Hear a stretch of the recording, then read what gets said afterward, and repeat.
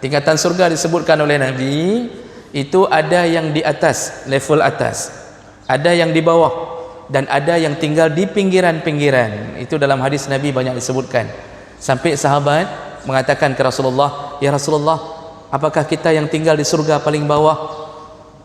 Ketika melihat surga ke atas, bagaimana bayangannya?" Maksudnya mereka bingung bagaimana melihat surga yang orang-orang level tinggal di komplek atas. Kata Rasulullah, seperti kalian hari ini melihat bintang di langit. Jadi antara level surga bawah dengan atas, ini surga level-level Firdaus dan seterusnya. Seperti hari ini kita melihat bintang. Sampai sahabat bertanya, apakah itu hanya khusus miliknya para nabi? Kata Rasulullah, tidak. Tapi kepada mereka yang paling baik akhlaknya, ahsanuhum khuluqa, paling baik akhlaknya di dunia. Tidak pernah caci orang, tidak pernah hasad, sabar dalam hidup. Akhlaknya akhlak Nabi. Walaupun bukan Nabi, dia bisa tinggal level atas. Pak, beda Pak, tinggal di atas dengan di bawah. Kami tinggal di bukit Pak. Saya tinggal di Bukit Panggoi. Setelah kami langsung langit. Kalau Bapak kan belum tentu langit, masih ada rumah-rumah orang lain. Kami bisa melihat Lot Semawai penuh. Masjid ini nampak. Jadi kalau terjadi terjadi tsunami kami aman, tapi tidak aman kalau longsor. Beda. Nah, kemudian kalau suami istri terpisah di akhirat, Bapak Ibu, bisa saja terpisah. Tapi terpisah ini bukan antara surga dengan surga. Tapi suami istri bisa terpisah. Suami dalam neraka, istri dalam surga, atau istri dalam neraka, suami dalam surga. Itu yang disebut terpisah. Tapi suami istri tidak akan terpisah surga. Jadi bukan bermakna suami surga di bawah, istri surga di atas. Lalu kata istri, "Pajan enjak kena tiga ke rindu nang kadrana." Suami bilang, "Kadrenkah mentang hai kena," kata dia. Kalau surga tidak terpisah. Kenapa? Karena istri, salah satu yang bisa menyebabkan dia berkumpul dengan suaminya adalah amalannya untuk suaminya. Jadi berhubungan erat antara suami istri. Dan salah satu yang menyebabkan suami bisa masuk surga adalah pengorbanannya kepada istrinya. Dan ayat juga menyebutkan, fa amma man utiya kitabahu biyaminih, siapapun yang nanti diberikan kitabnya melalui tangan kanannya, fasawfa yuhasabu hisaban yasira, maka dia akan dihisab dengan hisab yang paling ringan.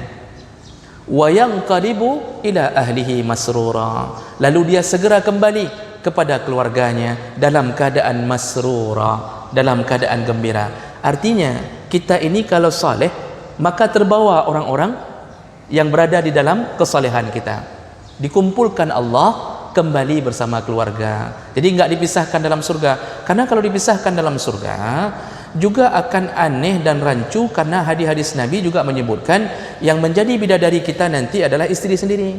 Kalau istri itu bukan penduduk neraka. Jadi kita jangan berharap ada bidadari lain.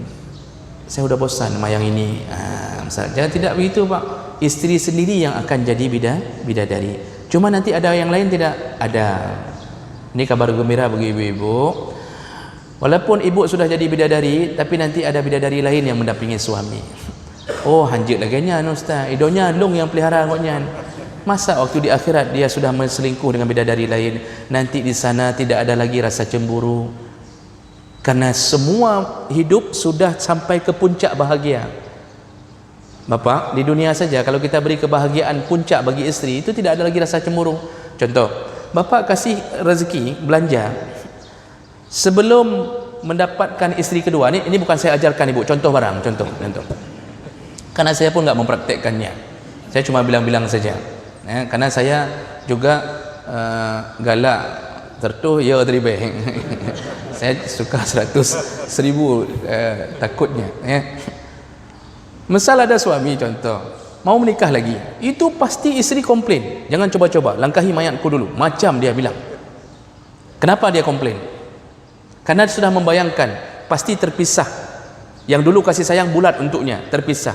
Hari-hari dibagi, 3 hari ke sana, 3 hari ke sini. Pasti belanja juga dibagi. Yang dulu dia bisa dapatkan sekitar 5 juta belanja, gara-gara punya istri kedua jadi 2,5 juta. Itu terbayang-bayang. Anak pasti hancur, karena harus memperhatikan anak dari istri kedua. Itu semua berawal dari rasa ketidakpuasan, cemburu. Di dunia saja kalau ada suami mengatakan, tenang, saya kahwin lagi memang, cuma aku naikkan belanjamu, meroket, kata suami. Kata suami, belanjamu ku naikkan, meroket, katanya. Dari 5 juta, si bulan kah kujuk 15 juta. Apa kata isteri? Kajit, mau kahwin juga ni. Begitu katanya. Itu contoh barang. Kenapa? Tak ada lagi rasa cemburu. Hana ni wapi, hana apa yang penting ATM masuk. Ya, saya masuk. Begitulah orang kalau dibahagiakan. Maka di akhirat itu tidak ada lagi rasa cemburu. Tidak ada lagi, puncak bahagia sudah selesai semuanya. Jadi tidak ada perempuan yang cemburu, ada yang lain. Di dunia saja yang terjadi seperti itu. Jadi Bapak Ibu, dikumpulkan kembali oleh Allah bersama keluarga. Makanya disuruh jaga-jaga, ku anfusakum wa ahlikum nara. Jagalah dirimu dan keluargamu dari api neraka.